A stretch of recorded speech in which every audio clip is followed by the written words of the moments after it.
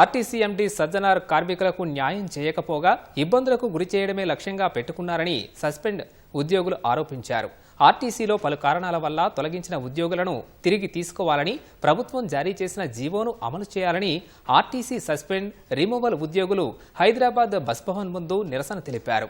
రాష్ట్ర ప్రభుత్వం జారీ చేసిన 938 జీవోను ఆర్టీసీ ఎండీ సజ్జనార్ ఎందుకు అమలు చేయట్లేదని ప్రశ్నించారు.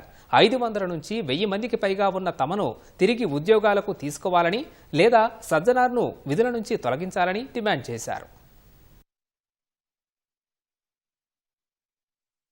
దయచేసి ఏంటంటే ఇప్పుడు మా యొక్క బాధను, ఇంతమంది యొక్క బాధను అర్థం చేసుకొని ఇమీడియట్గా ఈరోజు ఏంటంటే అయితే ఆ జీవోను అమలు చేయాలి.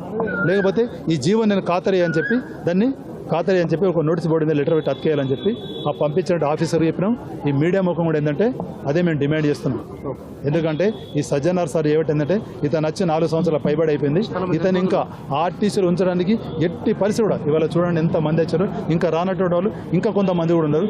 దయచేసి గవర్నమెంట్ ఏంటంటే ముఖ్యమంత్రి సార్, తర్వాత మన చీఫ్ సెక్రటరీ గారు, తర్వాత మన రవాణా తక్షణం తక్షణం అయితే ఇవాళ మమ్మల్ని ఎక్కింది, లేకపోతే ఆయన తీసేయండి. ఇదే మా డిమాండ్. మా ప్రధాన డిమాండ్ ఏంటంటే మేము కోల్పోయిన మా ఉద్యోగాలు మాకు ఇప్పించండి.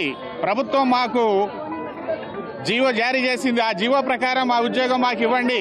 అదే మేము కోరుతున్నటువంటి ప్రధానమైనటువంటి డిమాండ్.